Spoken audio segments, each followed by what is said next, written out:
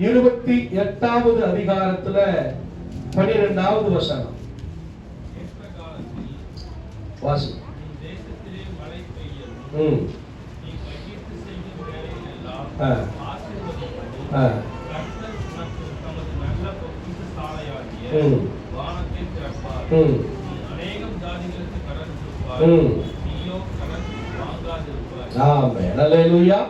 நீ அநேக ஜாதிகளுக்கு கடன் கொடுப்பாய், நீயோ கடன் வாங்காதிருப்பாய். நல்ல ஆண்டவரே, வாசித்த இந்த வார்த்தைக்காக நன்றியோடு துதிக்கிறோம். ஏற்ற காலத்துல தேவன் எல்லா நன்மைகளையும் ஆசீர்வாதங்களையும் கொடுத்து ஆண்டவரே உம்முடைய ஜனத்தை நீர் ஆண்டவரே மேன்மைப்படுத்தி அநேக ஜாதிகளுக்கு கடன் கொடுக்கத்தக்க அளவுக்கு நீர் ஆசீர்வதிக்கிற ஆண்டவர், இந்த வார்த்தையின்படி ஆண்டவரே உம்முடைய பிள்ளைகளை அப்படியே நான் ஆசீர்வதித்து ஜெபிக்கிறேன். இந்த வாக்குத்தத்தம் உம்முடைய பிள்ளைகளுக்கு நிறைவேறுவதற்கு இந்த நாளிலே ஆண்டவர் பேசுங்க. எல்லாருடைய இருதயத்தையும் எல்லாருடைய செவிகளையும் கவனிக்க வைங்க.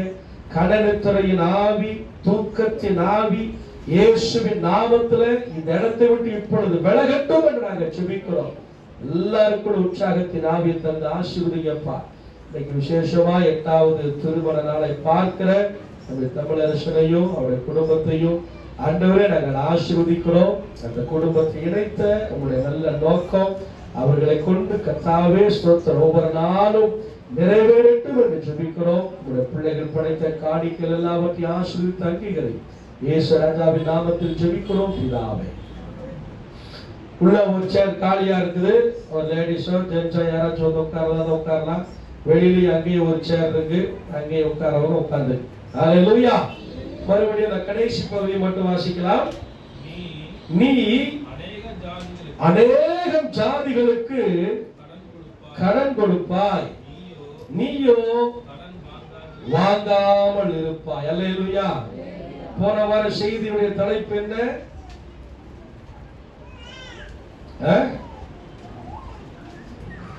நேற்று மத்தியானம் சாப்பிட்ட சாப்பாடு ஞாபகம் இல்லை. கடன் கொடுக்கத்தக்கதாக ஆசீர்வதிக்கப்படலாம். நீங்களும் கடன் கொடுக்கத்தக்க ஆசீர்வதிக்கப்படலாம் அப்படின்னு சொல்லித்தான் நேற்று தினத்துல நம்ம என்ன செஞ்சோம்? போன வாரத்துல ஆண்டுடைய வார்த்தையை தியானித்தோம். அதே தலைப்பு தான் இன்னைக்கு பார்ட் 2. அல்லேலூயா.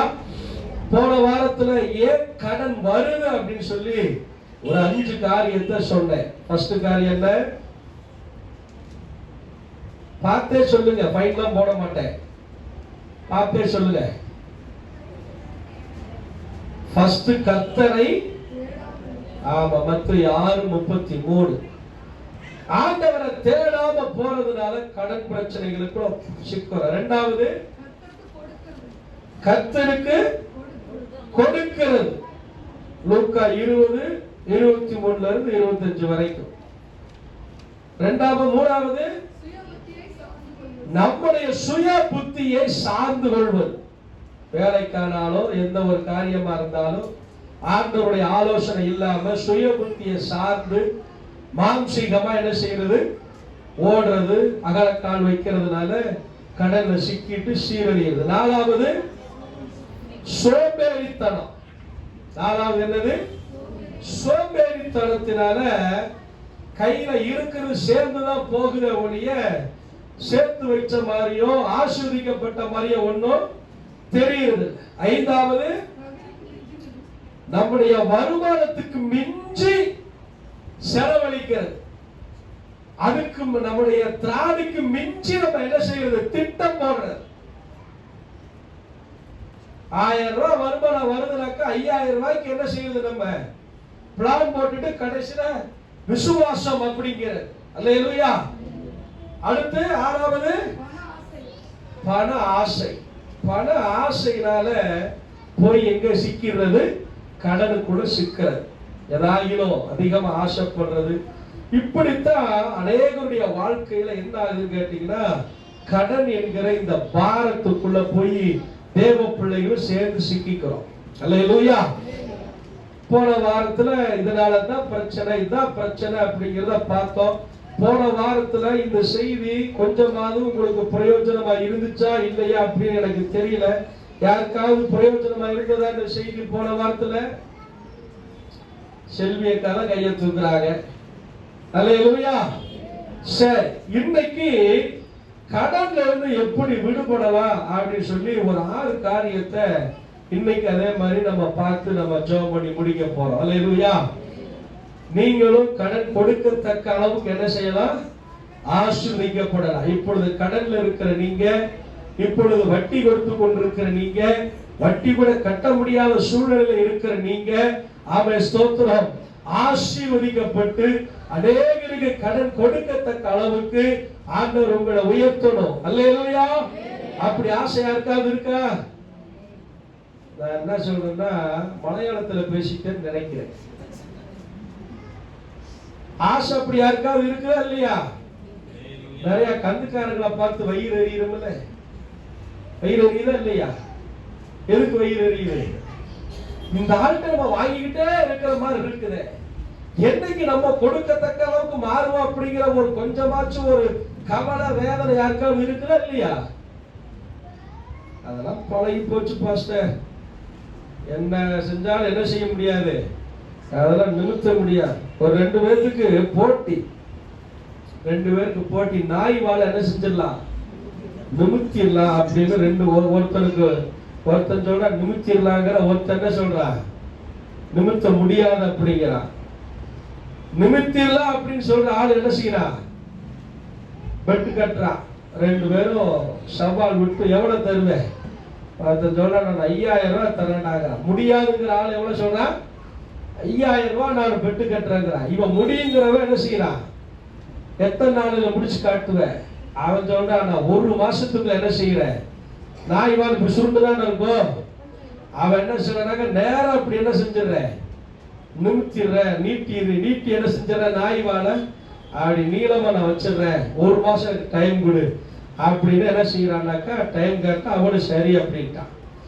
அப்போ இந்த நாய் வாழை நிமித்து காட்டுற அப்படின்னு சொல்ற ஆளு என்ன செஞ்சான்னா, இரும்பு பைப் இருக்கு பார்த்தீங்களா, அந்த இரும்பு பைப்புக்குள்ள நாய் வாழை விட்டு என்ன செஞ்சுட்டா, ஒரு குச்சியில வச்சு அப்படி கரெக்டா அப்படி கட்டி வச்சிட்டான். 1 மாசம் ஆகுது. 1 மாசம் கழிச்சு வந்து பார்த்தா இரும்பு பைப்பு இப்படி வளைஞ்சு போயிருந்துச்சான். இரும்பு பைப்பு அது இப்படி வளைஞ்சு போயிருந்துச்சான். அப்படின்னா என்ன? அது வாழை என்ன செய்ய முடியாது. அதே பணத்தை நம்மளும் இருக்கிற மாதிரி இருக்கு. கடனை வாங்கி வாங்கி வாங்கி ஆண்டவரோட கடன் கொடுக்கத்தக்க அளவுக்கு ஆசீர்வதிக்கணும். அதுதான் ஆண்டவருடைய பிள்ளைகளுக்கு ஆண்டவர் கொடுத்திருக்கிற வாக்கு தத்துவம். அதுதான் தேவ பிள்ளைகளுக்கு ஆண்டவர் வைத்திருக்கிற சுதந்திரம். அதனால கர்த்தர் நம்மளை அப்படி ஆசீர்வதிக்கணும் அப்படிங்கிற ஆசை எத்தனை பேருக்கு இருக்குது அப்படின்னு சொல்லி கேட்டா எல்லாருமே எப்படித்தான் இருக்கிறீங்க? நாங்களாம் நிமிர மாட்டாங்கய்யா, நாங்களாம் கொடுக்கிறவங்க இல்ல, வாங்கி வாங்கி என்ன செஞ்சுட்டே இருப்போம், வட்டிக்கே நாங்க கொடுத்துட்டே இருப்போங்கிற மாதிரி அந்த ஒரு மனப்பான்மையில உட்கார்ந்து இருக்கிற மாதிரி தெரியுது. அல்லேலூயா. அப்படியா? எத்தனை பேத்துக்கு ஆசை? நானும் ஒரு 10 பேத்துக்காச்சும் என்ன செய்யணும், கடன் கொடுக்கிற மாதிரி மாறணும், என் பொருளாதாரம் மாறணும், என் தொழில் அப்படி மாறணும் அப்படிங்கிற ஆசை எத்தனை பேத்துக்கு இருக்கு?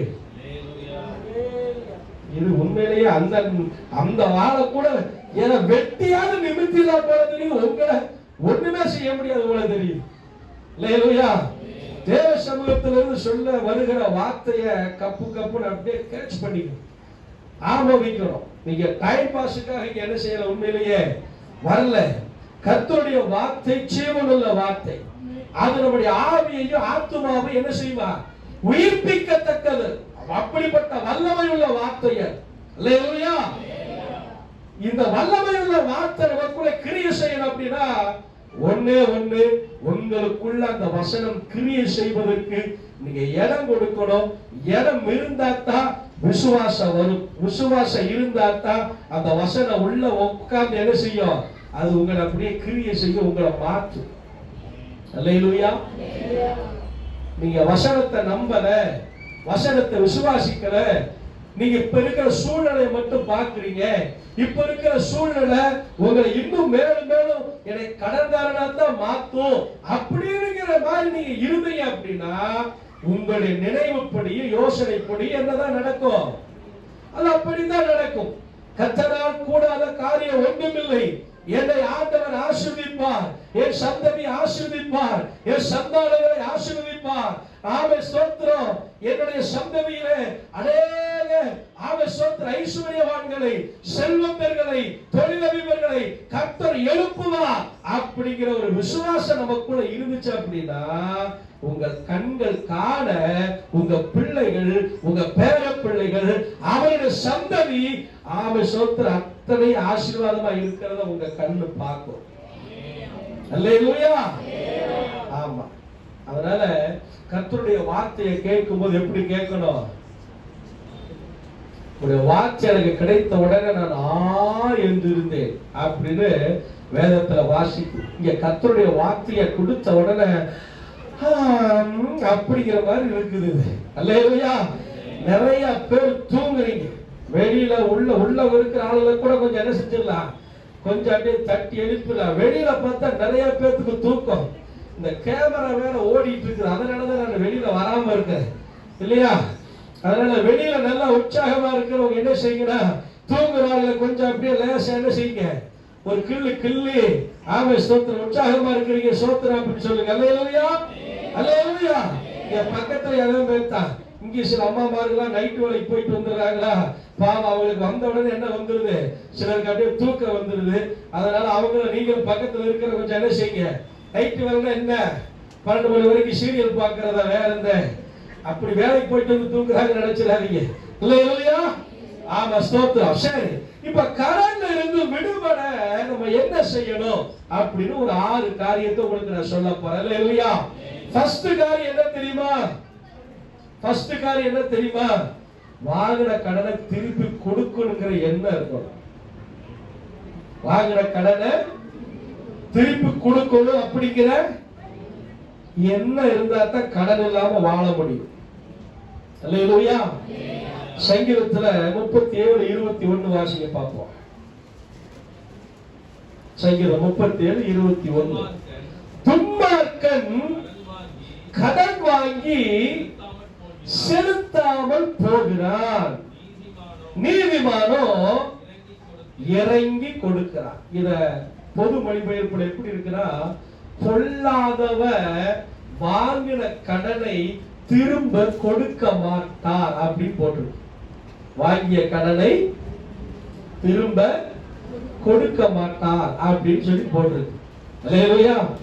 இங்க வாசிக்கிறோம், துன்மார்க்கன் கடன் வாங்கி செலுத்தாமல் போகிறான். அப்ப ஃபர்ஸ்ட் நமக்கு என்ன இருக்கணும் அப்படின்னா, வாங்கின கடனை நான் எப்படியாச்சும் என்ன செய்யணும், கொஞ்சம் என்னைய பாருங்க, பைபிளையே பார்க்காதீங்க, இப்ப என்னைய பாருங்க. வாங்கின கடனை கொஞ்சம் கொஞ்சமா என்ன செய்யணும், திரும்ப கொடுக்கணும் அப்படிங்கிற ஒரு எண்ணம், ஒரு பாரம் நமக்குள்ள என்ன செய்யணும், இருக்கணும். நமக்கு நெருக்க வராம இருக்கிற வரைக்கும் நம்ம இந்த காரியங்களை குறித்து அதிகமா என்ன செய்யறது இல்ல. சிலர் சொல்லுவாங்க, உனக்கு தேவை வட்டி வருதுல, வட்டியை வாங்கணுமா போயிட்டே இரு. நான் முதல்ல எப்ப கொடுப்பேன், கொடுக்கும் போது கொடுப்போம். வட்டி வாங்குறீங்களா போயிட்டு அப்படின்னா என்ன அர்த்தம், நான் இப்போதைக்கு என்ன செய்ய மாட்டேன்னு அர்த்தம்.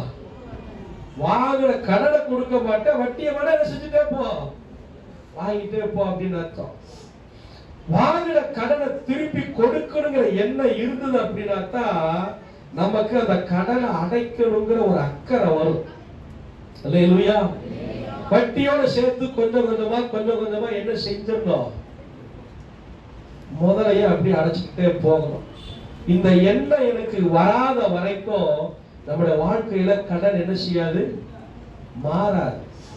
வாங்கின கடனை திருப்பி செலுத்தணும் அப்படிங்கிற சிந்தனை முதல்ல இருந்துச்சு அப்படின்னா, கடன்ல இருந்து சீக்கிரத்துல நீங்க என்ன ஆகலாம், விடுவிக்கப்படலாம். அல்லேலூயா. இரண்டாவது, கடன்ல இருந்து விடுபடுவதற்கு இரண்டாவது நம்ம என்ன செய்யலாம் அப்படின்னா, வாசிங்க 1 தீமோத்தேயு 6ஆம் அதிகாரம் 6-10 வரைக்கும் இருக்கிற வசனம்.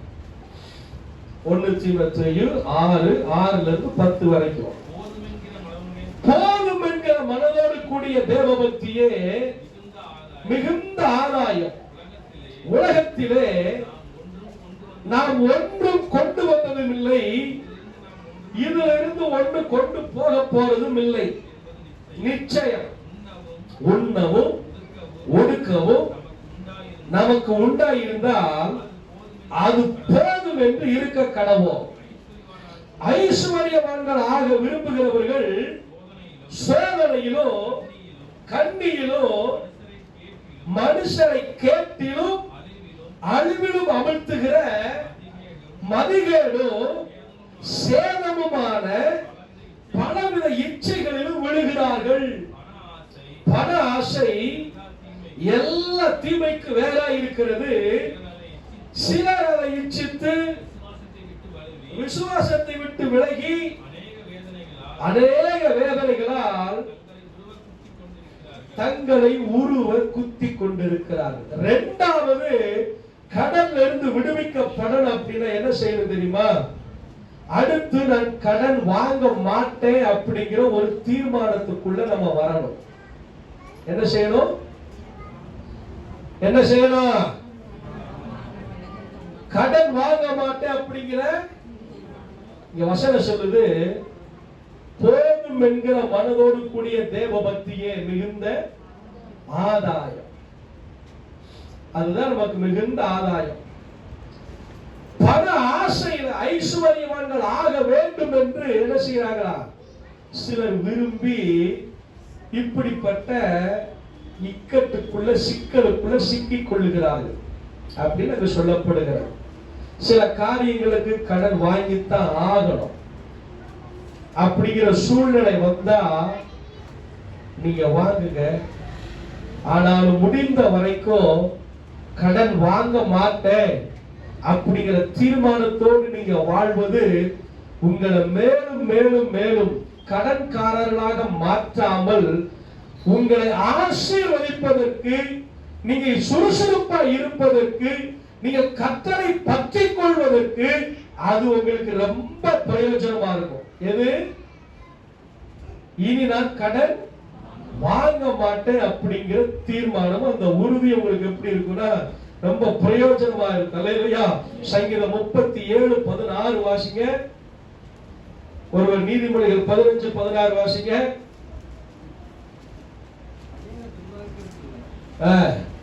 துன்மார்க்கருக்குள்ள செல்வ திரட்சியை பார்க்கிலும் நீதிமானுக்குள்ள கொஞ்சம் உத்தமம். கொஞ்சம் வருமானமே எனக்கு பெரிய ஆசீர்வாதமா வேணும், நான் மாசமான இவ்வளவு சம்பாதிக்கணும் அவ்வளவு சம்பாதிக்கணும் அப்படி சில நேரங்களில் பார்த்தா டார்கெட் போட்டுல என்ன செய்யறது, லக்கு வச்சு வேலைக்கு போறது, அதை பண்ணணும் இதை பண்ணணும் அப்படி சொல்லி என்ன செய்யறது, டெவலப் பண்றேன்னு சொல்லி தான் கடனை போட்டு வாங்குறது. வாங்கி கடைசியில பார்த்தா என்ன ஆகுது? நஷ்டம். கடன் என்ன ஆகுது? அதிகரிக்கிறது. இங்க ஆண்டவருடைய வார்த்தை அழகா சொல்லுது, துன்மார்க்கருடைய அநேக செல்வ திரட்சியை பார்க்கணும், நீதிமானுக்கு உண்டான கொஞ்ச வருமானமே நல்லது. நீதிமொழிகளை வாசிங்க. சஞ்சலத்தோடு கூடிய அதிக பொருளிலும் கர்த்தரை பற்றும் பயத்தோடு கூடிய கொஞ்ச பொருளே உத்தமம். அல்லேலூயா. சஞ்சலத்தோடு கூடிய அதிக பொருட்களை பார்க்கும் அப்படின்னா என்ன? கடன்ல டியூல இஎம்ஐல போட்டு போட்டு என்ன செஞ்சுட்டே இருக்கிறது, வாங்கிக்கிட்டே இருக்கிறது. ஃப்ரிட்ஜா உடனே என்ன செய்வோம், போடு பஜாஜ், வண்டியா போடு டாடா, அப்புறம் என்ன இருக்கு, ஏகப்பட்டது இருக்கு. எந்த காரியத்துக்கு ஒரு பொருள் வாங்கணும் அப்படின்னா உடனே என்ன செய்யறது, நம்ம இஎம்ஐ. இன்னைக்கு உங்களை தேடி தேடி தேடி தேடி வந்து கடன் கொடுக்கிறதுக்கு உலகம் இன்னைக்கு நம்ம நாட்டுல ரொம்ப பேர் இருக்கிறாங்க. ஆனா கவர்மெண்ட் கையில காசு இல்லை அப்படிங்கிறாங்க. கவர்மெண்ட்ல மட்டும் என்ன இல்லை, செய்யறதுக்கு காசு இல்லை. ஆனா தனியார் நிறுவனங்கள் எப்படி இருக்குது, ஏகப்பட்ட காசு, 0% வட்டி, வட்டி இல்லாத கடன் அப்படிங்கிறாங்க. எப்படியாவது உங்களை கடன்காரன் ஆக்கணும் அப்படிங்கிற ஆசை அவங்களுக்கு. நமக்கு உடனே என்ன ஆகுது அப்படின்னு கேட்டா, ஏன் வட்டி ரொம்ப கம்மியா இருக்குதாப்பாங்க, என்ன செய்வோம், உடனே போடு அப்படின்னு சொல்லிட்டு என்ன செஞ்சிடுறது, செல்போன் 45,000 ரூபாய் அப்படின்னு என்ன செய்யறது? 45,000 ரூபாய்க்கு செல்போன் வாங்கி என்ன பண்ண போறோம்? ஹலோ அப்படின்னு 1000 ரூபாய்க்கு வாங்குறேன் அதே ஆள் தான் பேச போறான். 45,000 ரூபாய்க்கு வாங்குறேன் அதே ஆள் தான் என்ன செய்ய போறாங்க? பேச போறாங்க. இல்ல பாஷா, அதுல அப்படி இருக்கு இப்படி இருக்கு. அது உனக்கு பக்தி விருத்தியை உண்டாக்குதா? அது உனக்கு விசுவாசத்தை பெருக பண்ணுதா? அப்ப சஞ்சலத்தோடு கூடிய அதிகமான பொருட்களை காட்டிலும் கர்த்தரை பற்றும் பயத்தோடு இருக்கிற கொஞ்சம் பொருளே. ஆபிரகாம் சொல்ற, சோதோம் கொமோரா ராஜாவை பார்த்து, நீ என்னை ஐஸ்வர்யவான் ஆக்கிறேன் என்று சொல்லாதபடிக்கு என் கரங்களை நான் வானத்துக்கு நேராக உயர்த்துகிறேன். அல்லேலூயா. அவர் சொல்றார், ஆபிரகாம் யுத்தம் பண்ணுன, உன்னுடைய வேலைக்கு உண்டான கூலி எடுத்துக்க அப்படிங்கிறான். ஆபிரகாம் அவர் தெளிவா இருக்கிறாரு, இந்த பொருள் இந்த வருமானம் எனக்கு தேவையில்லை, வேணா. வாலிபர்கள் இருக்கிறாங்க, யுத்தம் பண்ணி களைச்சு போயிருக்கிறாங்க, அவனுக்கு வேணா ஒருவேளை சோறு கொடு, சாப்பிட்டு நாங்க எங்க வழியை பார்த்து போயிட்டே இருக்கிறோம் அப்படிங்கிறார். அல்லேலூயா, அல்லேலூயா. அப்ப எது அதெல்லாம் கடன் வாங்கி சிக்கணும் அப்படிங்கிறத பார்த்துட்டு இனிமேல் கடன் வாங்க மாட்டேன் அப்படிங்கிற தீர்மானத்துக்குள்ள என்ன செய்யணும்? வர்றவங்களா இருக்கணும். அவசியமான காரியங்கள் வாங்கித்தான் ஆகணும் அப்படின்னா யோசனை பண்ணி ஜெபம் பண்ணி, ஆண்டவரே சூழ்நிலை இப்படித்தான் இருக்குது, நான் வாங்குறேன், எனக்கு தயவுசெய்து என்ன செய்ய சீக்கிரத்தை அடைக்க. நான் உங்களை வாங்கவே வேண்டாம்னு சொல்லல, அதே நேரத்தில் வாங்குங்கன்னு சொல்லல. கர்த்தர்ட்ட கேளுங்க, ஆண்டவர்கிட்ட கேளுங்க. அவர் ஐஸ்வர்ய சம்பன்னரா இருக்கிறார். நம்முடைய சூழ்நிலைகளை பார்த்து ஆண்டவர் எந்த விதத்திலும் உதவி செய்ய அவர் வல்லவராய் இருக்கிறார். அல்லேலூயா. நம்முடைய நிலைமையை பார்த்து எந்த விதத்திலும் யாரை கொண்டு வேண்டுமானாலும் நமக்கு தேவையான தேவைகளை சந்திப்பதற்கு அவர் எப்படிப்பட்டவராக இருக்கிறார்? போதுமானவராய் இருக்கிறார். கேரி தாற்றங்கரையில் ஒளிஞ்சிருந்த எலியாவுக்கு பைபிள் சொல்லுது, காகத்தின் மூலமாய் கர்த்தர் போஷித்தார். வனாந்தரத்தில் சூழச்செடிக்கு உட்கார்ந்திருந்த அதே எலியாவுக்கு தேவ தூதரை கொண்டு போஷித்தார். அப்ப நமக்கு தேவையானதை கர்த்தர் நிச்சயம் தருவார். நான் கடன் வாங்க மாட்டேன் அப்படிங்கிற தீர்மானம் என்ன செய்யணும்? உங்களுக்குள்ள வரணும். பிலிப்பியர் 4:11 வாசிங்க. 1 தீமோத்தேயு 4:8 வாசிங்க. என் குறைச்சலினால் நான் இப்படி சொல்லுகிறதில்லை. பவுல் சொல்றார், ஏனென்றால் நான் எந்த நிலைமையிலும் இருந்தாலும் மன ரம்மியமா இருக்க கற்றுக்கொண்டேன். அல்லேலூயா சொல்லுங்களேன். பவுல் அழகா சொல்றாரு, நான் எந்த நிலைமையில் இருந்தாலும் நான் மன ரம்மியமா இருக்க கற்றுக்கொண்டேன். அல்லேலூயா. ஒழுகிற வீட்டுல இருந்தாலும் சரி, ஏசி ரூம்ல இருந்தாலும் சரி, நான் எப்பவும் எப்படித்தான் இருக்கிறேன்? ஒரே மாதிரி இருக்கிறேங்கிற. பிரியாணி சாப்பிட்டாலும் சரி, கூட குடிச்சாலும் சரி, எப்படி இருக்கிறேங்கிறாரு. அல்லேலூயா. நமக்கு கஷ்டப்படுற நேரத்துல நம்முடைய கஷ்டம் நமக்கு பெருசா தெரியல. ஆனா கொஞ்சம் உயர்வு வந்ததுக்கு அப்புறம், எவ்வளவு உயர்வு? எந்த அளவுக்கு உயர்வு? கொஞ்சம் உயர்வு வந்ததுக்கு அப்புறம் பழைய கஷ்டம் நமக்குள்ள வந்துச்சு அப்படின்னா நம்மளால அதை ஏற்றுக்கொள்ள முடியல. தாங்க முடியல சொல்ல மாட்டேன், அதை சகிக்க முடியாத தாங்க முடியும், அதை வெளியே நம்மளால நடக்க முடியும்.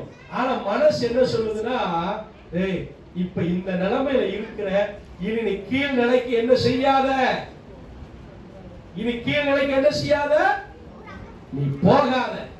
அப்ப உடனே என்ன செய்?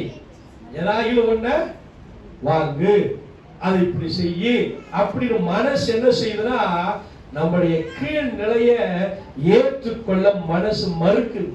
அதனாலதான் உடனே எங்க போக சொல்லுது? கடன் வாங்க சொல்லுது. தீமோத்தேயுல வாசிக்கிறீங்க 1 தீமோத்தேயு 4:8. சரீர முயற்சி அற்ப பிரயோஜனம் உள்ளது, தேவ பக்தியானது ஜீவனுக்கும் இதுக்கு பின்வருகிற ஜீவனுக்கும் வாக்குத்தத்தம் உள்ளதால் பிரயோஜனம் உள்ளது. எது பிரயோஜனம் உள்ளதா? தேவ பக்தி. அல்லேலூயா. உங்க வீட்டுல ஏங்க வாஷிங் மிஷின் இல்ல அப்படின்னு யாரும் கேட்க போறது இல்லை. கேட்டால் அதனால நமக்கு பெரிய அவமானம்லாம் இல்லை. ஏன் உங்க வீட்டுல ஃப்ரிட்ஜ் இல்ல அப்படின்னு கேட்டா நமக்கு அதனால என்ன இல்ல பெரிய நாக்கப்படிட்டு கேட்கிற மாதிரியா இருக்குது இந்த கேள்வி எல்லாம். உடனே நம்ம என்ன செய்யலாம் அப்படின்னா, சார் இப்படி கேட்டாங்க பாஸ்டர் வெயில் காலமா போச்சா அதனால ஒரு ஃப்ரிட்ஜ் வாங்கி வச்சா என்ன செஞ்சிடலாம்.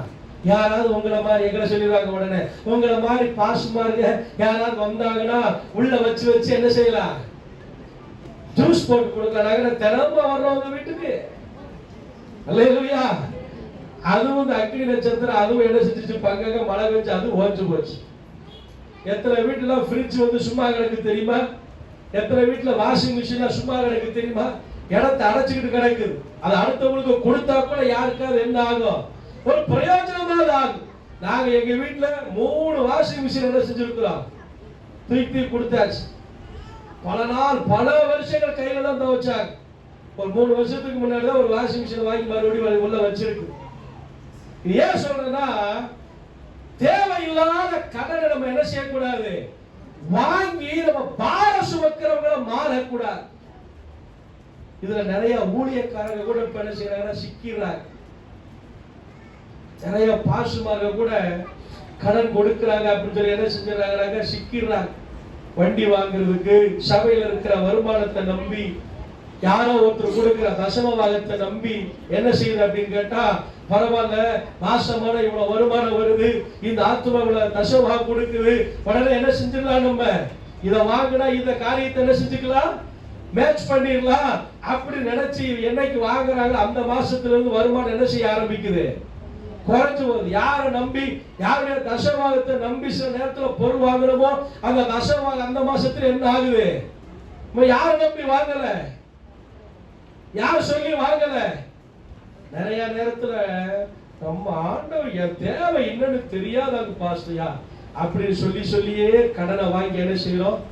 அப்ப 2வது தீர்மானம், கடன் இனி நான் என்ன செய்ய மாட்டேன், வாங்க மாட்டேன்னு தீர்மானிக்கிறேன். 3வது என்ன தெரியுமா, பிலிப்பியர் 4:6 வாசிங்க. பிலிப்பியர் 4:6. நீங்கள் ஒன்றுக்கு கவலைப்படாமல் எல்லாவற்றையும் குறித்து உங்கள் விண்ணப்பங்களை ஸ்தோத்திரத்தோடு கூடிய ஜெபத்தினாலும் வேண்டுதலினாலும் தேவனுக்கு தெரியப்படுத்துங்கள். அப்பொழுது எல்லா புத்திக்கு மேலான தேவ சமாதானம் இருதயத்தை நிரப்பும். அல்லேலூயா. நீங்கள் ஒன்றுக்கு கவலைப்படாமல் உங்கள் தேவைகள் எல்லாவற்றையும் குறித்து தேவனிடத்தில் என்ன செய்யணுமா, சத்தமா சொல்லுங்க, தெரியப்படுத்துங்கள். யார்கிட்ட தெரியப்படுத்தணும், ஆண்டவரிடத்துல தெரியப்படுத்தணும். எத்தனை பேர் குடும்பமா உட்கார்ந்து ஆண்டவரே எனக்கு இது தேவையா இருக்கு, இந்த தேவையை நீங்க தாங்க அப்படின்னு சொல்லி கேட்கிறோமா? இல்ல அப்படின்னா இந்த காரியத்துக்கு இந்த கந்துக்கார போய் பார்ப்போம், இந்த கவுண்டரை போய் பார்ப்போம், இல்ல அப்படின்னாக்க அந்த மனுஷனை போய் பார்ப்போம் அப்படிங்கிற யோசனை நமக்குள்ள போகுதா? நம்முடைய பிரச்சனையை, நம்முடைய கடனை, நம்முடைய தேவையை யாரிடத்தில் தெரியப்படுத்துகிறீர்கள்? யார்கிட்ட தெரியப்படுத்துறோம்? யாருகிட்ட தெரியப்படுத்தணும்? ஆண்டவர்கிட்ட தெரியப்படுத்தணும். நம்ம எல்லாருக்கும் தெரிஞ்ச ஒரு மனுஷன் யாபேஸ். 1 நாளாகமத்துல 4ஆம் அதிகாரத்துல அவரை குறிச்சு சொல்லப்பட்டிருக்கு. கிட்டத்தட்ட 9 வருஷம் அதுக்குள்ள பார்த்தா அங்க என்ன சொல்லப்பட்டிருக்குதா, யாபேஸ் தன் தாய் அவனை துக்கத்துடனே பெற்றேன் என்று சொல்லி அவனுக்கு என்ன வைத்தாளா, யாபேஸ் என்று பெயர் வைத்தால் அந்த யாபேஸ் எப்படி இருந்தானா, தன் சகோதரரை பார்க்கிறோம் கனம் பெற்றவனா இருந்தான். எப்படி அவன் கனம் பெற்றான், எப்படி அவன் ஆசீர்வதிக்கப்பட்டான்? அவன் தன்னுடைய தேவைகளை, தன்னுடைய பிரச்சனைகளை, தன்னுடைய துக்கத்தை யாரிடத்தில் சொன்னான்? யாபேஸ் இஸ்ரவேலின் தேவனை நோக்கி, தேவரே என்னை ஆசீர்வதித்து என் எல்லையை பெரிதாக்கி உமது கரம் என்னோடு இருந்து தீங்கு என்னை துக்க குற்றப்படுத்தாதபடிக்கு என்னை விலக்கி காத்துக் கொள்ளும் என்று வேண்டிக் கொண்டான். அவன் வேண்டிக் கொண்டதை தேவன் அவனுக்கு கொடுத்தார். அல்லேலூயா. வேண்டிக் கொண்ட காரியத்தை ஆண்டவர் தருவாரா தர மாட்டாரா? அவன் மனுஷனை போல கல் நெஞ்சக்காரரா ஆண்டவர்? இல்லையே. ஆண்டவர் சொல்றார் மத்தேயு 7:7 கேளுங்கள் அப்போது உங்களுக்கு என்ன செய்யப்படும், தட்டுங்கள் உங்களுக்கு திறப்பேங்கிறார், தேடுங்கள் என்னை கண்டடைவீர்கள் என்று ஆண்டவர் சொல்லுகிறார். அப்ப அவரிடத்தில் தெரியப்படுத்துவதற்கு பதிலாக நம்ம யார்கிட்டயோ என்ன செய்ய தெரியப்படுத்துறோம். நம்மளை விட பணம் படைத்தவர்கள், அதிகாரம் படைத்தவர்கள், சொத்து இருக்கிறவங்க, அப்படிப்பட்ட ஆட்களுக்கு தெரியப்படுத்துறதுனால அவங்க சும்மாவா நமக்கு கொடுக்கறாங்க. உதவி செய்யணுங்கிற மனப்பண்பையில நம்ம கிட்ட கடன் கொடுக்கறாங்க. எப்படி கொடுக்கறாங்க? அவங்க 10,000 ரூபாய்க்கு 1000 ரூபாய் அந்த காலம் ஆகி போச்சு. இப்பெல்லாம் 10,000 ரூபாய்க்கு 2,500 ரூபாய் வட்டி. அப்படித்தான் வாங்கி இருக்கிறாங்க நம்ம ஆளுங்க. ஒரு நாளைக்கு 500 ரூபாய் வட்டி, ஒரு நாளைக்கு 500 ரூபாய் வட்டி வாங்கிட்டு தான் கடல்ல பல லட்சத்துல சிக்கி உட்கார்ந்து இருக்கிறாங்க. இதுக்கு என்ன காரணம்? ஒண்ணு, இந்த செலவு எனக்கு தேவையா தேவையில்லையா அப்படின்னு நிதானிச்சு பார்க்கக்கூடிய அறிவு இல்லை. ரெண்டாவது, இப்படி சிக்கிட்டனே ஆண்டவரே எனக்கு மனம் வருங்கப்பா அப்படின்னு தேவ சமூகத்துல உட்கார்ந்து குடும்பமா ஜெபிப்போம், ஆண்டவரை தேடி வருவோம் அப்படிங்கிற பாரமும் இல்லை. இந்த ரெண்டும் இல்லாததுனால தான் நிறைய வீடுகள்ல இருக்கிற கடன் என்ன ஆகிறது இல்லை. அதனாலதான் சரீர முயற்சி அல்ப பிரயோஜனம் உள்ளது. முயற்சி எடுக்கிறது என்ன முயற்சி? ஒரு ஆர்டர் வந்தா கடன் அடைச்சிடலாம், ஒரு எக்ஸ்ட்ரா ஓவர் டைம் பார்த்தா கடன் அடைச்சிடலாம். வீட்டுல அவன் சோத்திர யாராவது வேலைக்கு கூட ஒரு ஆள் வேலைக்கு போனா என்ன செஞ்சிடலாம் கடன். ஏன்? சரீர முயற்சி. சரீரத்திலேயே முயற்சி பண்ணி தேவனிடத்தை தெரியப்படுத்த வேண்டிய காரியத்தை அவருக்கு தெரியப்படுத்துறது இல்லை. முயற்சி எடுத்து பாசுமார்கிட்ட கூட சொல்றது இல்லை. இவ்வளவு கடன் இருக்கு அப்படின்னா என்ன செய்யறது இல்லை, எங்களுக்காக ஜெபம் பண்ணுங்க அப்படிங்கிற ஒரு இறங்கி வந்து இப்படி ஜெபிப்போம், எங்களுக்காக ஜெபம் பண்ணுங்க, நாங்க ஒரு நாள் உபவாசத்தோட வர்றோம், எங்களுக்காக நீங்க ஒரு நேரம் எடுத்து ஒரு நாள் எங்களுக்காக நீங்க ஆண்டவர் சமூகத்துல உட்கார்ந்து ஜெபம் பண்ணுங்க அப்படின்னு சொல்லுவதற்குண்டான அந்த ஞானமோ அந்த அறிவோ நமக்கு என்ன செய்யறது இல்லை. சரீர முயற்சியிலேயே முயற்சி எடுத்து ஓடிக்கொண்டிருக்கிறது. வசனம் சொல்லுது, மூணாவது, கடன் அடையணும் அப்படின்னா, கடன் வந்து நீங்க விடுவிக்கப்படணும் அப்படின்னா உங்க பிரச்சனை எல்லாவற்றையும் தேவனுக்கு என்ன செய்யுங்க, தெரியப்படுத்துங்க. அல்லேலூயா. 1 தெசலோனிக்கர் 5ஆம் அதிகாரம் 17 இருந்து 24 வரைக்கும் வாசிங்க பார்ப்போம். இடைவிடாம ஜெபம் பண்ணுங்க. எதுக்கு? ஆண்டவர்கிட்ட இடைவிடாம தெரியப்படுத்துங்க. ஆண்டவர் தந்தார், கர்த்தருக்கு ஸ்தோத்திரம் சொல்லி பிரச்சனையை மாத்தினார், என் கடன் அடைக்க கர்த்தர் எனக்கு வழி திறந்தான்னு சொல்லி ஆண்டவருக்கு என்ன செய்யுங்க, அடைஞ்சிருக்குதோ அடையலையோ அது ரெண்டாவது. விசுவாசத்தோட என்ன செய்யுங்க, ஸ்தோத்திரம் பண்ணுங்க, எல்லாத்தையும் ஸ்தோத்திரம் பண்ணுங்க. அப்படி செய்வதே கிறிஸ்து இயேசுவுக்கு உங்களை குறித்து அவருடைய சித்தமா இருக்கிறது. ஆவி அவிழ்த்துப்படாதீங்க. கடன் பிரச்சனை அதிகமாயிடுச்சு, சூழ்நிலைகள் அதிகமாயிடுச்சு அப்படின்னா முதல்ல நிறுத்துறது. எதைத்தான் நிறுத்துறது? ஜெபத்தை நிறுத்துறது. அடுத்து கொஞ்ச நாள் ஆலயத்துக்கு வர்றதை நிறுத்துறது. கடைசியில பார்த்து ஆண்டவரை விட்டு என்ன செஞ்சிடறது, விலகி போயிடுறது. அப்புறம் கடைசியில சொல்றது, ஆண்டவரை தேடி போனேன், எனக்கு என் பிரச்சனையே மாறல, என் கடனே தீரல. ஆவி அவிஞ்சு போச்சு அப்படின்னா, ஆவி அவிஞ்சு போறதுக்கு இடம் கொடுத்துட்டோம்னு சொன்னா அதுக்கப்புறம் நம்மள அவன் சொல்ற வசனமே சொல்லுது, முறிந்த ஆவி யாரால தாங்க கூடும்? அல்லேலூயா. பரிசுத்த ஆவியானவரை இறங்கி வந்து கிரியை செய்தார்தான். சரி, அதுக்கடுத்து 1 பேதுரு 5:17 எழுதுறவங்களுக்காக சொல்ற கொஞ்சம் வசனத்தை மட்டும் அப்படியே வாசிங்க. இன்னும் 3 காரியத்தை பார்க்கணும். வாசிக்கலாமா?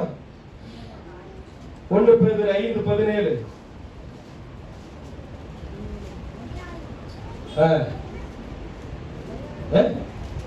1 பேதுரு 5:7.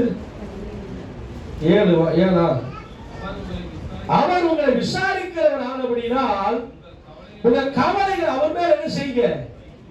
ஆண்டவர் சொல்றார், இதை யார் சபையார் வந்து யாராவது கேட்பாங்களா? உடம்புக்கு சரியில்லை வந்து கேட்பாங்க.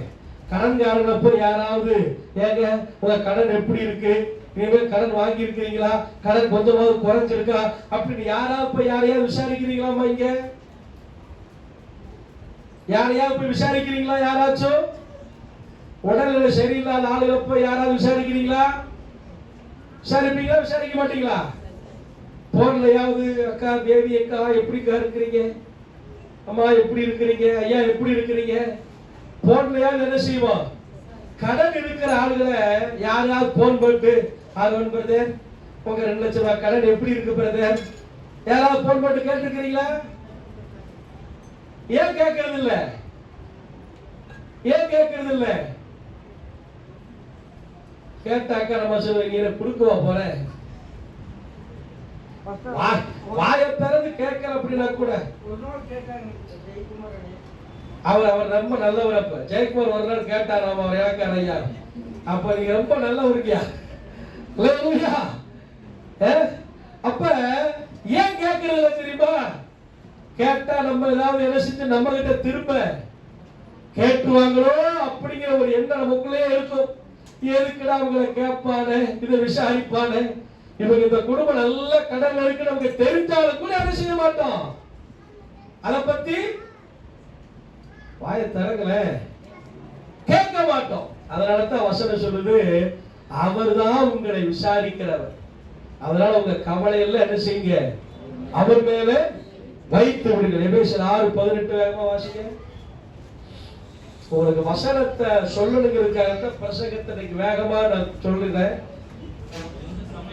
எந்த சமயத்திலும் சகல விதமான வேண்டுதலோடும் விண்ணப்பத்தோடும் ஆதியில ஜெபம் பண்ணி அதன் பொருட்டு மிகுந்த மன உறுதி சகல பரிசுத்தவான்களுக்காகவும் செய்கிற வேண்டுதலோடும் விழித்துக் கொண்டிருங்கள். அங்க என்ன சொல்றாரு பவுல், கர்த்தரிலும் சத்துவத்தின் வல்லமையிலும் பலப்படுங்க சொல்லிட்டு அவர் சொல்றாரு, எந்த சமயத்திலும் எல்லாவித சூழ்நிலையிலும் ஆவியில நீ என்ன செஞ்சுட்டே இருங்க.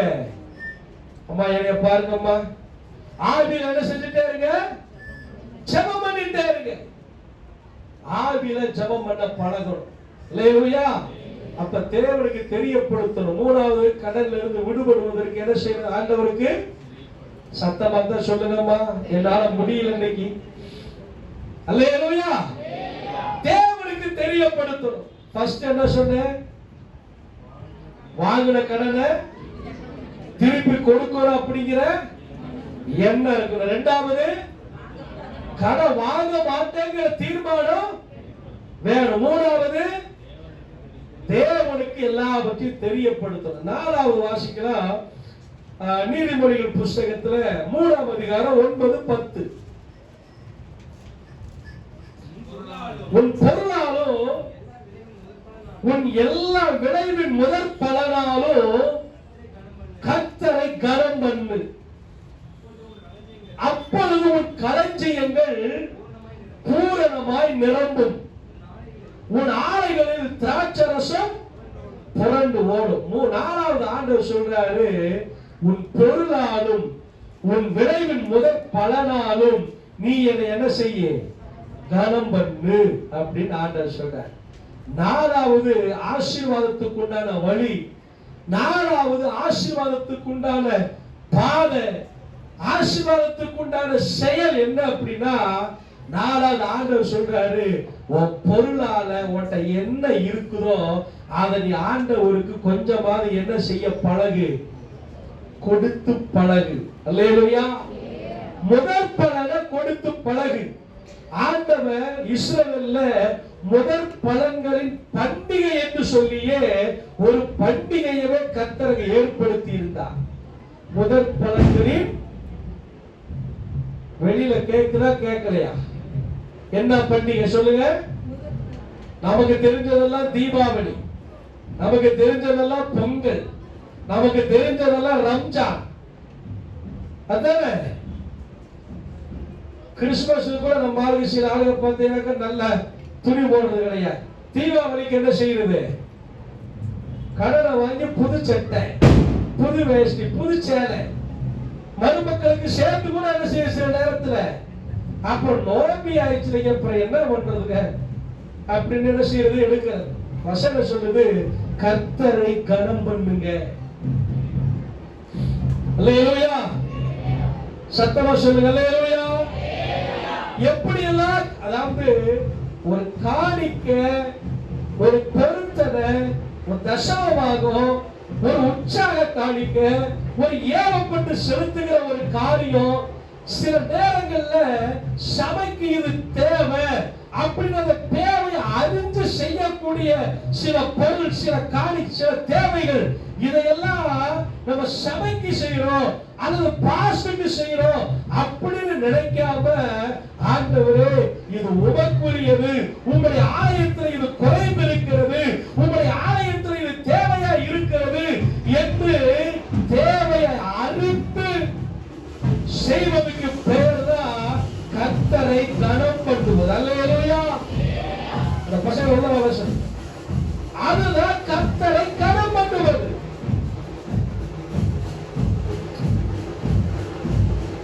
அல்லேலூயா. யாத்திராகமம் 22:29 நீங்க குறிச்சுக்க, வசனத்தை மட்டும் வாசிங்க, அடுத்ததுக்கு போயிடலாம். யாத்திராகமம் 22:29, உபாகமம் 26:23.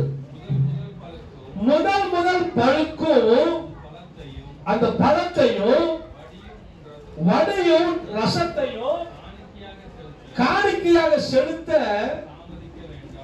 தாமதிக்க வேண்டாம். உன் குமாரரில் முதற் பேரானவனை எனக்கு கொடுப்பாயாக. அல்லேலூயா. ஆண்டவர் எதெல்லாம் கேட்கிறாரு? ராமல பையன் தலை மகனா பிறந்தான்னாக்கா அவனை கூட என்ன செய்கிறார் ஆண்டவர்? ஊழியத்துக்கு கொடுத்துரு அப்படிங்கிறார். ஊழியத்துக்கு அவன் என்ன செஞ்சிரு? அல்லேலூயா, அவனை கொடுத்துரு அப்படிங்கிறார். அத தாமதம் இல்லாம செய்ய அப்படிங்கிறார். நிறைய நேரத்துல இதுலதான் நம்ம என்ன செய்யறோம்னா பெண்டிங் வைக்கிறது. இதுலதான் நம்ம பிசாசு நம்மளை வஞ்சிக்கிறது. இதுலதான் பிசாசு நம்மளை ஏமாத்துறது. இதுலதான் ஜெபம் பண்ண விட்டுருவான், ஆராதிக்க விட்டுருவான், சபைக்கு விட்டுருவான். சில நேரத்துல கொடுக்கிற காரியத்துல எத்தனையோ பேருடைய கரங்களை பிசாசு என்ன செய்யறா? கட்டி வைக்கலாம். அந்த கரங்கள் சுகமாக்கப்பட முடியாதபடிக்கு அப்படி எப்படி கிடக்க முடங்கி போய் கிடக்கு. ஆசீர்வதிக்கப்பட முடியாதபடிக்கு அந்த கரங்கள் அப்படியே முடங்கி போடுற பிசாசு. சிலரை பார்த்தா இதுக்கு ஆப்போசிட்டா இருக்கும். உற்சாகமா எல்லாம் கொடுத்துருவாங்க, பண்ணுவாங்க. ஆவிக்குரிய வாழ்க்கையில எப்படி இருக்கும்? பலிபீட தகர்ந்து போய் கிடக்கும்.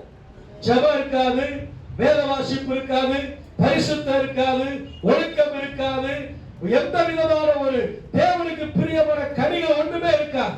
சிலரை பிசாசு இப்படி மாத்தி வச்சிருப்பான். ஆண்டுடைய வார்த்தை சொல்லுது, கர்த்தரை கனம் பண்ணு.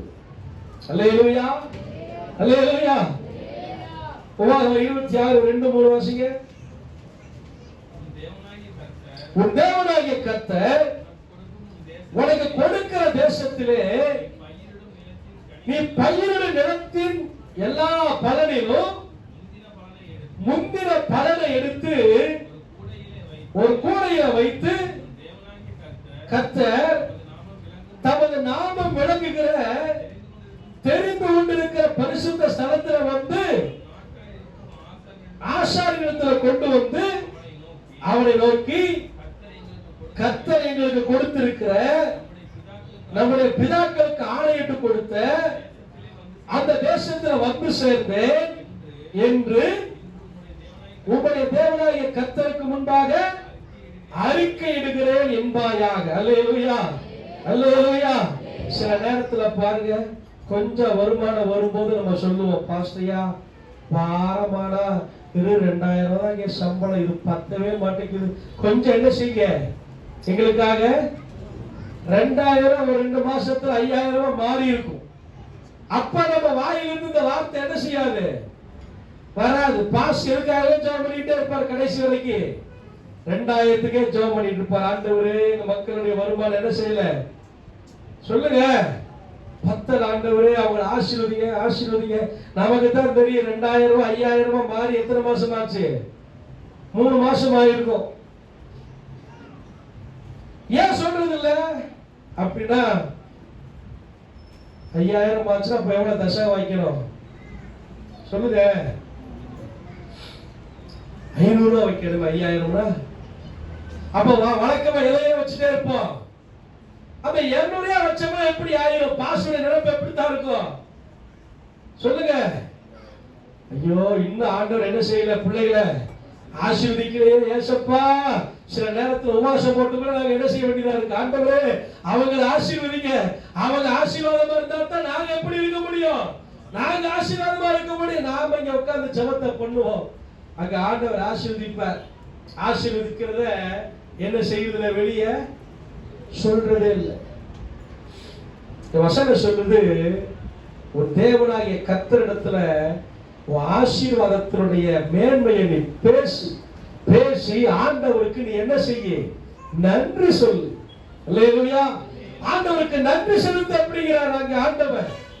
இதுதான் அவரை கனம் பண்ணக்கூடிய காரியம்.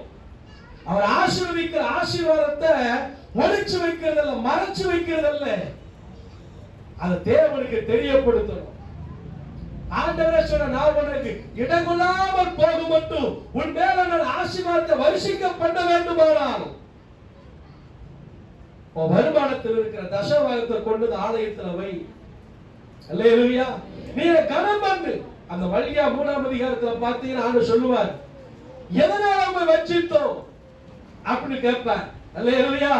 நம்ம என்ன பண்றோம்னா பட்ஜெட் போட்டு என்ன செஞ்சாக்க எல்லாத்தையும் அடைச்சு முடிச்சிட்டு அதுக்கப்புறம் மிச்சம் இருந்தா என்ன செய்யலாம், மிச்சம் இருக்கிறத காணிக்கையா வைக்கலாம், தசமபாகமா வைக்கலாம். அப்படி இல்லை அப்படின்னா அடுத்த மாசமோ அடுத்த வாரமோ என்ன செய்யலாம் பார்க்கலாம் அப்படிங்கிற மனநிலைமைக்குள்ள போறோம். அப்புறம் எப்படி நம்மளை ஆண்டவர் ஆசீர்வதிக்க முடியும்? ஆசீர்வாதத்துக்கு உண்டான ஒரே வழி எதுனா ஆண்டவருக்கு கொடுக்கிறத தவிர வேற வழியே கிடையாது. வேலை என்னைக்குமே மாறாது. நல்ல ஜெபம் பண்ணிட்டீங்க அப்படின்னா உங்களுக்கு ஆண்டவர் வானத்தை திறந்து இடங்கொள்ளாமல் போக மட்டும் ஆசீர்வாதத்தை வருஷிக்க மாட்டார். அதுக்கு ஒரு வழிமுறை இருக்கு. வல்லமை வரங்களை பெற்றுக் கொள்வதற்கு அதுக்கு ஒரு வழிமுறை இருக்கு. மேன்மையாக்கப்பட அதுக்கு ஒரு வழிமுறை இருக்கு. உயர்த்தப்படுவதற்கு அதுக்கு ஒரு வழிமுறை இருக்கு. எந்த விதையை விதைக்கிறோமோ அந்த விதையில் இருக்கிற மிகுதியான பலனை பெற்றுக் கொள்வதற்கு ஆண்டவரை நம்ம என்ன செய்யணும், கனம் பண்றவங்கள மாறணும். அல்லேலூயா. நிறைய நேரத்துல சொல்றோம், ஏன்னா வர்றது எனக்கு 10 அடுத்தது அடுத்த சொல்ல போறேன். வர்றதே இவ்வளவுதான், இதுல போய் எங்க எடுத்து தசமபாகம் கொடுக்கிறது, எப்படி காணிக்கை கொடுக்கிறது அப்படி நினைக்கவே கூடாது. முதல்ல தேவனுக்கும் 1000 எடுத்து வச்சுட்டா ஆண்டவர் நம்மளை ஆசீர்வதிக்கிறார். நம்முடைய சரீர முயற்சி எடுங்க, பிரயாசப்படுங்க. ஆசீர்வாதம் தான் ஆசீர்வாதம். ஆனா கர்த்தர் இல்லாத, ஆண்டவர் சொல்லாத ஒரு வழிமுறை நமக்கு ஆசீர்வாதத்தை தராது. அல்லேலூயா, அல்லேலூயா. ஆமென், ஸ்தோத்திரம். ஏன் ஆண்டவர் நிலத்தின் விளைச்சல முதல் பலனை கொண்டு வந்து கொடுன்னு சொல்றாருன்னா, இந்த நிலம் நானு உனக்கு சுதந்திரமா கொடுத்த நிலம். இந்த பூமி, இந்த கானான் நான் உனக்கு சுதந்திரமா கொடுத்த தேசம். அதை நீ மறந்துட கூடாது என்பதற்காகத்தான் நிலத்தின் கனியில முதற் பலனானதை கொண்டு வந்து கொடு அப்படிங்கிறார். நம்ம வேலை கிடைக்கும் போது ஆண்டவர் வேலையை கொடுத்தார் அப்படிங்கிறோம். வேலையை கொடுத்ததுக்கு அப்புறம் மறந்துடுறோம் அவரை. வேலை கொடுத்த ஆண்டவரை மறந்துடுறோம். மேலும் மேலும் மேலும் ப்ரமோஷனுக்கு தேடிட்டே இருப்போம். ஒரு இன்டர்வியூக்கு போற, ஒரு ப்ரமோஷனுக்கு போகுது, ஒரு ப்ரமோஷன் நமக்கு தடையாகுது அப்படின்னா உடனே போன் பண்ணி என்ன செய்வோம்? இந்த பிள்ளைங்க அப்படித்தான் பண்ணாங்க. காலையில் வந்து எனக்கு அதான் கேட்டேன், 10ஆம் வகுப்பு பரீட்சை எழுத போகும்போது, பாஸ்டையா இன்னைக்கு பரீட்சை எழுத போறேன் பாஸ்டையா, ஜெபம் பண்ணுங்க, ஜெபம் பண்ணல ரிசல்ட் வந்தவன அதே மாதிரி பாஸ்டர்யா நான் பாஸ் ஆயிட்டேன் பாஸ்டர் போன் பண்ணியா? பரீட்சை எழுத போகும்போது இருக்கிற பயம் ரிசல்ட் வந்ததுக்கு அப்புறம் என்ன செய்ய மாட்டேங்குது. இதே போலத்தான் நம்ம யோசனை பண்ணி பாருங்க. ஒரு தேவை, ஒரு உயர்வு நமக்கு வரணும், அது தடைப்பட்டு கிடக்குது, அல்லது ஏதோ ஒரு மனுஷன் அதை தாமதிக்கிறான், அதை தடுத்து நிறுத்துறான் அப்படின்னா நம்ம மனசு சொல்லுது போய் ஜெபம் பண்ணிட்டு போ, பாஸ்டர் கிட்ட சொல்லி ஜெபம் பண்ணு, இந்த காரியத்துல ஆண்டவர் என்ன செய்யட்டும், தடைய மாற்றட்டும், தடைய முறிக்கட்டும் அப்படின்னு ஜெபம் பண்ணிட்டு போறோம். ஆனா தடை மாறினதுக்கு பிற்பாடு ஆண்டவருக்கு எந்த விதத்திலையும் அவர் கனப்படுத்துறது இல்லை, அவருக்கு நன்றி செலுத்துறது இல்லை. பாண்டவர் 4ஆவதா சொல்றாரு, உன் கடன் பாரம் மாறணும் அப்படின்னா நீ என்னை கனம் பண்ணு. உன் பொருளால, சின்ன பொருளா இருந்தாலும் பரவாயில்ல, ஒரு தீர்மானம் எடுக்கிற ஆண்டவரே, மாசத்துல கிட்டத்தட்ட ஒரு 25 நாள் நான் என்ன செய்யறேன், வேலைக்கு போற ஆண்டவர், வேலை எனக்கு கொடுக்குறீங்க, அதுல ஒரு நாள் வருமானத்தை ஊழியத்துல நான் கொடுத்துடுறேன், இல்ல ஒரு நாள் சம்பளத்தை நான் சபைக்காக கொடுத்துடுறேன், ஆனா ஏதாவது ஒரு பொருளை நான் வாங்கி வைக்கிறேன், சபைக்கு தேவையான வாங்கி வைக்கிறேன், உங்க கனம் பண்ண ஆண்டவர், உங்க ஆலயத்துல இது வேணும் ஆண்டவர். அந்த வெளி ரூம்ல இருக்கிற லைட் பீஸ் போய் பல மாசம் ஆச்சு, நான் இந்த பசங்களை காசா தர மாத்துக்கடான்னு சொல்றேன், அந்த நேரத்துல மட்டும்தான் மாத்திக்கலாம் பாசி ஆகுறா, அதுக்கு அடுத்தது எப்படித்தான் இருக்குது, எரியாவே தான் இருக்கு. எத்தனை பேர் அதை பார்க்கிறோம், எத்தனை பேர் அதெல்லாம் நம்ம கவனிக்கிறோம். வீட்டுல பல்பு பீஸ் போயிடுச்சுன்னா மாத்தாம இருக்குமா என்னைக்காவது? வீட்டுல ஃபேன் ஓடாம இருந்தா சரி பண்ணாம வெயில் என்னைக்காவது பொழுது தூங்குமா? என்ன செய்யறது இல்ல. இது ஆலயம் தானே, இது கர்த்தருடைய வீடு தானே. இந்த பொறுப்பெல்லாம் யார் பார்க்கணும்? இந்த பொறுப்பெல்லாம் யாரை சார்ந்தது? இதெல்லாம் பாஸ்டரை சார்ந்தது. அவருக்கு தேவையான காணிக்கைகளை கொடுக்கிறோம், தசமபாகத்தை விதைக்கிறோம், அதை அவர் வாங்கி போட வேண்டியதானே. நான் எதுக்கு அதை வாங்கி போடணும்? அப்படியா? அல்லேலூயா. கனம் பண்ணி பாருங்க, கர்த்தர் உங்களை கனம் பண்ணுவார். 1 சாமுவேல் புஸ்தகத்துல அவன் சோத்ரா 2ஆம் அதிகாரத்துல 30 வசனத்துல ஆண்டவர் சொல்றாரு, என்னை கனம் பண்ணுகிறவர்களை நானும் கனம் பண்ணுவேன், என்னை கனவீனப்படுத்துகிறவர்கள் கனவீனப்பட்டு போவார்கள். அப்ப ஆண்டவரை கனம் பண்ணுங்க, பொருளால கனம் பண்ணுங்க, காணிக்கையால கனம் பண்ணுங்க, ஜெபத்துல கனம் பண்ணுங்க, ஊழியம் செஞ்சு கனம் பண்ணுங்க. அவரை எந்த விதத்துலலாம் உங்களால கனம் பண்ண முடியுமோ, எப்படியெல்லாம் கனம் பண்ண முடியுமோ அப்படியெல்லாம் கனம் பண்ணி பாருங்க. உங்க வாழ்க்கை தலைகீழ மாறும். மாறுமா மாறாதா? 5ஆவதாக ஒரு காரியம் வாசிக்கலாம்.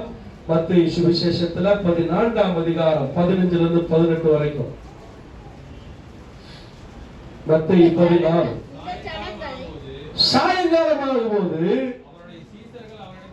அவருடைய சீஷர்கள் அவரிடத்துல வந்து, இது வனாந்தரமான இடம், நேரமும் போயிடுச்சு, ஜனங்கள் கிராமங்களுக்கு போய் தங்களுக்கு சாப்பாடுகளை ரெடி பண்ணணும் அப்படின்னா அவங்கள போக அனுப்பி விடுங்க ஆண்டவரேன்னு சொல்லி அனுப்புறாங்க. சீஷர்கள் சொல்றாங்க.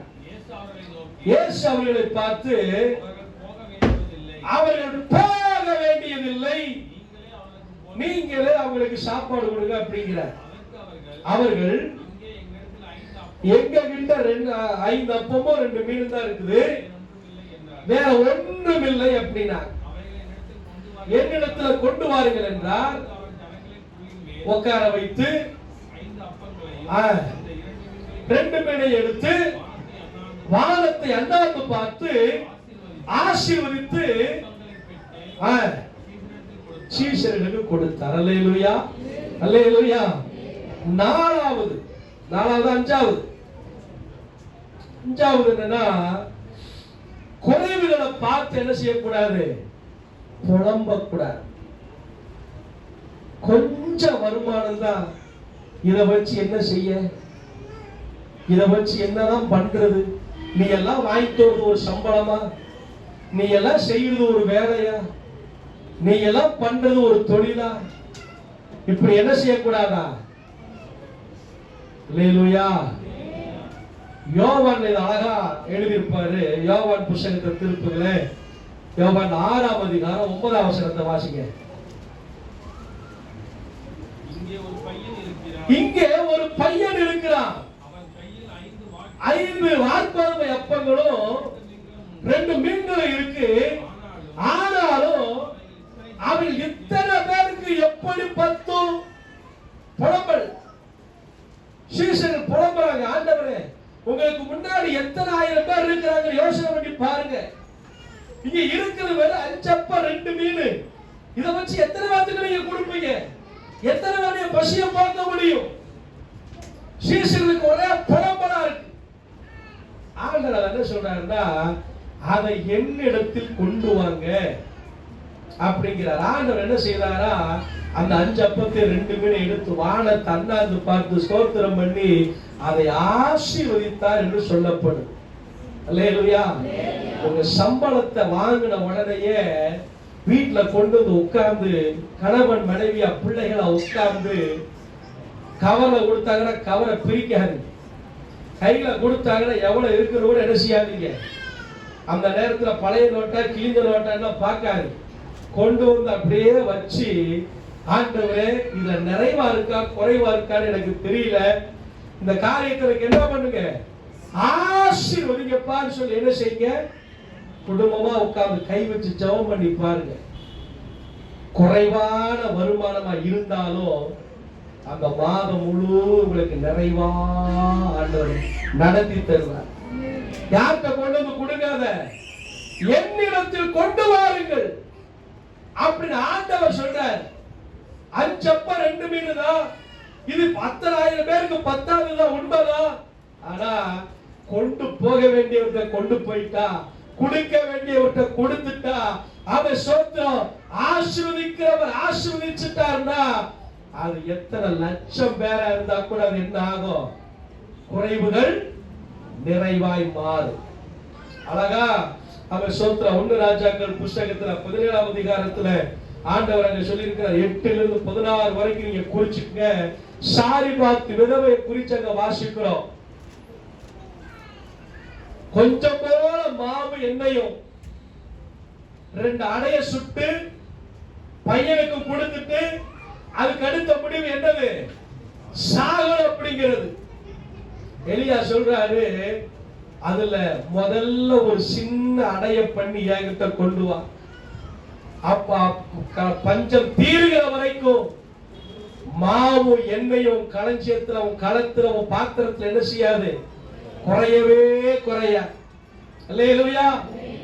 அப்ப நம்ம நினைக்கிறோம் இருக்கிறது கொஞ்சம், இதுல போட்டு சும்மா பாஸ் என்ன பண்றாரு, காணிக்க கொடுக்கறியா, தசமம் கொடுக்கறியா, அதை கொடுக்கறியா, இதை கொடுக்கறியா, கேட்டதா இருக்கிறார்.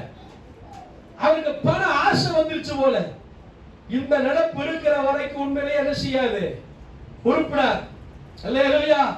நான் கர்த்தரிடத்துல எனக்குரியதை நான் ஆசீர்வாதத்தை பெறல அப்படின்னா என் கொஞ்ச வருமானத்தை அவர் சமூகத்துல வச்சு வச்சு வச்சு வச்சு வச்சு நான் என்ன செய்வேன், ஆசீர்வாதத்தை பெறுவேங்கிற ஒரு தீர்மானத்துக்குள்ள நீங்க வரணும்.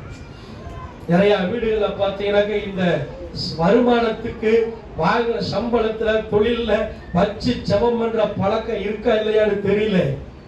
அது இல்ல அப்படின்னா இனிமேல் நீங்க அதை கொண்டு வாங்க. இந்த நாள்ல இருந்து நீங்க அதை செஞ்சு பாருங்க. உங்க வாழ்க்கை, உங்க பொருளாதாரம் உண்மையிலேயே ஆசீர்வாதமா மாறும். அல்லேலூயா, அல்லேலூயா. நீதிமொழிகள் 11ஆம் அதிகாரத்துல 24 இருந்து 26 வரைக்கும் எழுதிங்க. அடுத்த 6வது காரியம் ஆகாய் புஸ்தகத்துல 2ஆம் அதிகாரம் 18-19 வாசி. ஆகாய் 2:18-19.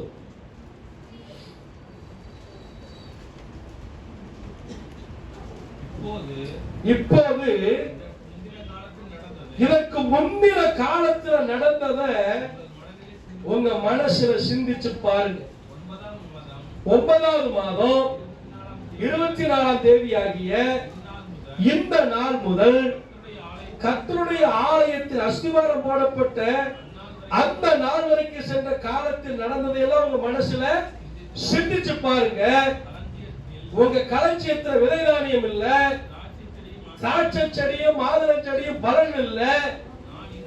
ஆனா ஒன்றுமில்லாத உங்களை இன்று முதல் நான் என்ன செய்வேன், ஆசீர்வதிப்பேன். 6வது ஆண்டவர் சொல்றாரு என்ன தெரியுமா, 1ஆம் அதிகாரத்தை பார்த்தீங்கன்னா மாடி வீட்டுல குடியிருக்கிற ஆட்கள் இவங்க எல்லாம் எந்த வீட்டுல குடியிருக்கிறாங்க?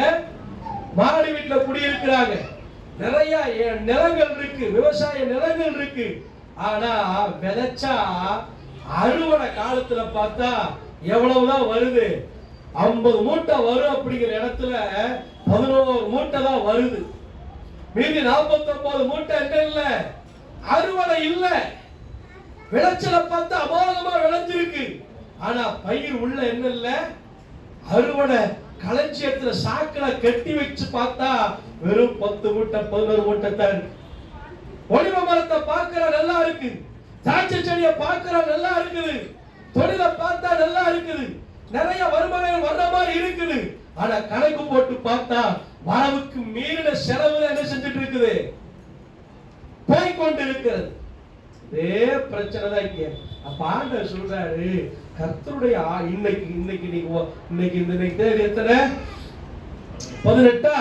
இந்த 18ஆம் தேதிய இந்த நாள்ல இருந்து நீங்க ரட்சிக்கப்பட்ட வருஷத்தினுடைய நாள் வரைக்கும் கணக்கு பாருங்கிறார் ஆண்டவர். கடந்த காலத்தை பாருங்கிறார்.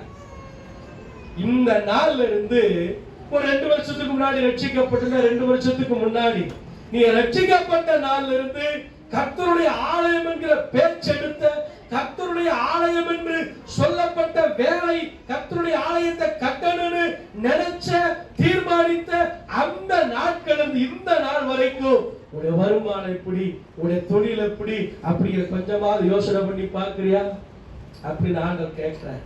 அஸ்திவாரம் போட்டான், சின்ன சின்ன தடைகள் வந்துச்சு, எல்லாரும் விட்டு போட்டு என்ன செஞ்சுட்டாங்க? அவங்க வேலையை பார்க்க போயிட்டாங்க. கர்த்தருடைய ஆளை எண்ணமற்று போய் கிடக்கிறது.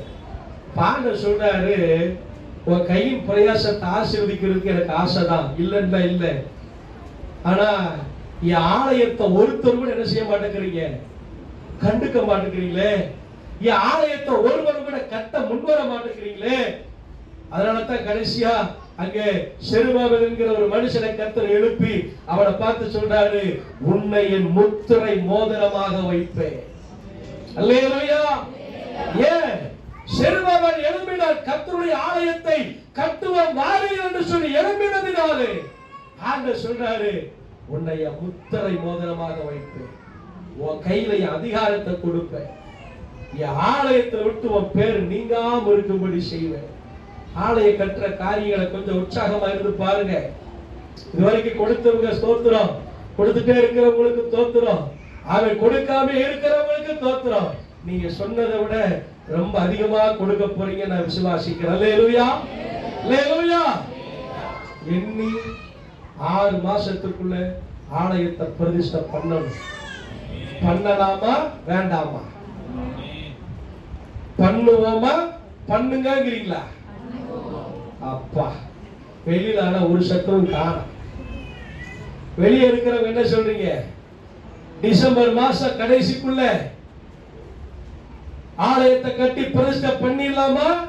பண்ணுவியா அப்படிங்கிறீங்களா? ஒருத்தர் வாயை திறக்கலையே. பண்ணிடலாமா? வெளியே இருக்கிறவங்க மட்டும் சொல்லுங்க, பண்ணிடலாங்க ஐயா. நல்லா சொல்லுங்க ஐயா. ஆமாங்க ஐயா. அல்லேலூயா. சரி, கடைசியா ஒண்ணு சொல்லி நிறைவு செஞ்சிடறேன்.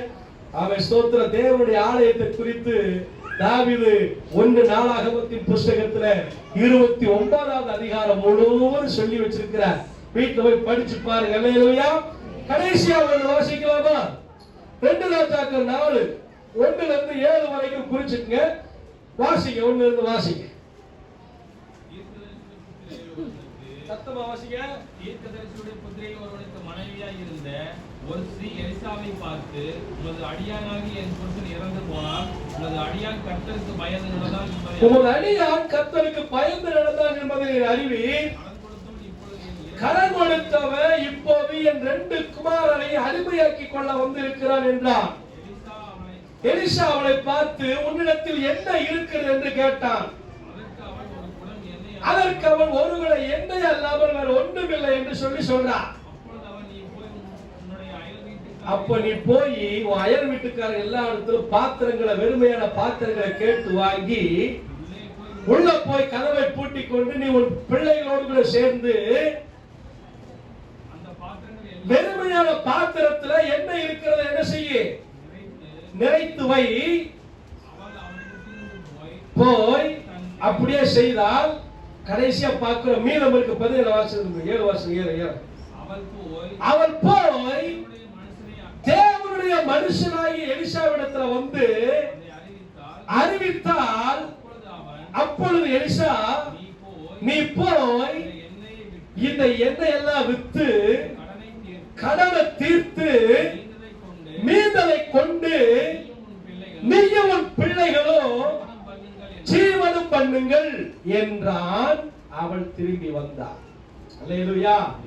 தீர்க்கதரிசிகளின் புத்திரர் ஒருவர் இருக்கிறார். அவர் திடீர்னு பார்த்தா இறந்துட்டார்.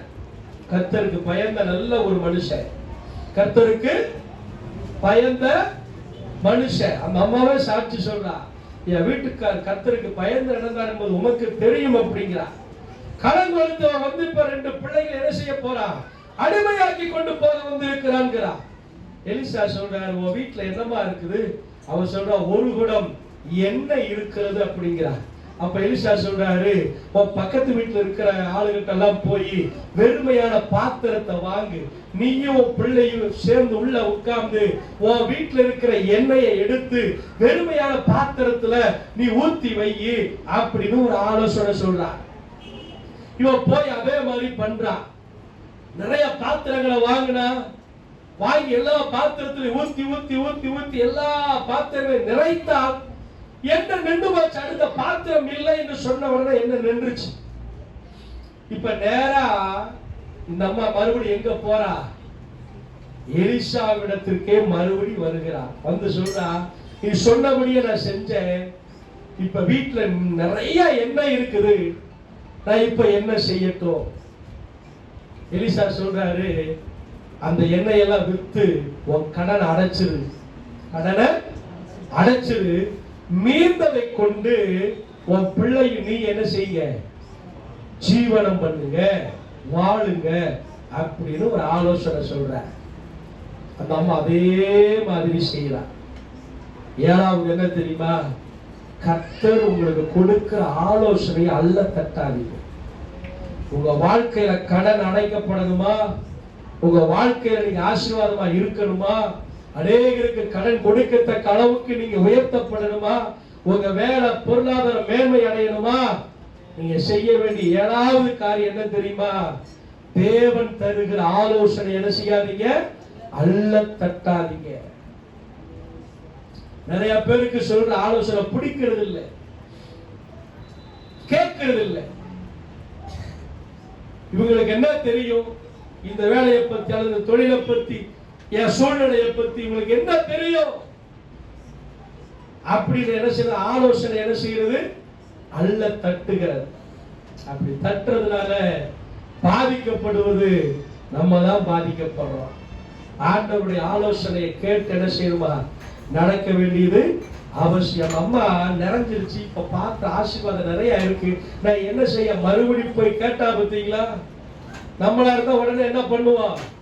ரைட்டு, ஆண்டவர் வழி திறந்துட்டாரு, வாசலுக்கு திறந்துட்டாரு, வழி உண்டாயிடுச்சு அப்படின்னு என்ன செய்வோம்? செய்ய ஆரம்பிச்சிருப்போம். அம்மாக்கு அவர் சொன்ன ஆலோசனை, உன்கிட்ட இப்ப இருக்கிறதெல்லாம் வித்து என்ன செஞ்சிரு?